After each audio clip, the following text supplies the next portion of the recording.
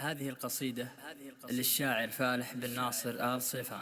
أداء المنشد ناصر بن مناحي آل حفيان.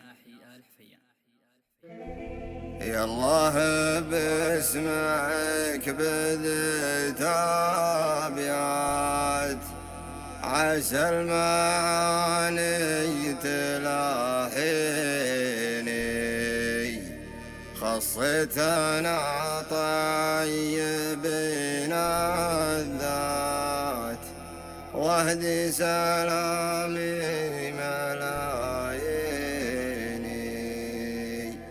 اهدي سلام ما نسمات نسمة زهور البساتيني لأهل المكارم على الفازعات ولا الشجاعة من سنيني ولا الشجاعة من سنيني.